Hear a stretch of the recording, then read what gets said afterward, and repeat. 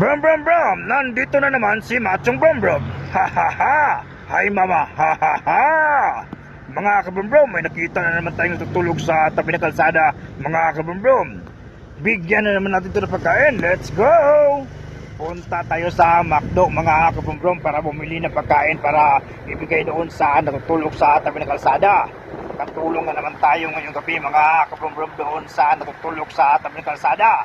Kabigay na naman tayo ng pagkain at saka pera mga kabrom-brom. At least man lang sa ganitong paraan nakatulong na naman tayo. Let's go mga kabrom-brom, bibili na tayo ng pagkain. Let's go! Dito na tayo sa may McDo mga kabrom-brom. Bibili na tayo ng pagkain para ibigay doon sa natutulog sa tabi ng kalsada. Let's go mga kabrom-brom, bibili tayo ng pagkain. Let's go!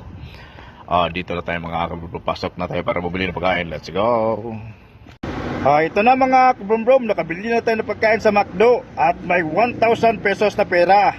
Ibigay na natin to kay nanay na natutulog sa tabi ng kalsada. Let's go! Let's go mga kabrom-brom, yatin natin itong pagkain doon sa natutulog sa tabi ng kalsada. Katulong na naman tayo ngayong gabi mga kabrom-brom doon sa natutulog sa tabi ng kalsada. Kabigay na naman tayo ng pagkain at saka pera mga kabrom-brom. At plus man lang sa ganitong paraan nakatulong tayo. At may napasaya na naman tayo ngayong gabi mga kabom-bom doon sa natutulog sa tabi ng kalsada. Pagising niya mayang umaga, may pagkain siya at may pera siya. Sa ganitong paraan mga kabom-bom, natulungan natin siya sa binigay natin pagkain at pera. At least man lang, pagising niya mayang umaga, may pagkain siya at may pera. At masaya siya sa mga kabom-bom sa binigay natin pagkain at pera. Let's go mga kabom-bom, yatin natin itong pagkain. Let's go! Nandun si nanay mga kabrom-brom, lapitan natin para ibigay itong pagkain McDo at saka 1,000 pesos na pera. Let's go, lapitan natin. Nandito siya mga kabrom-brom.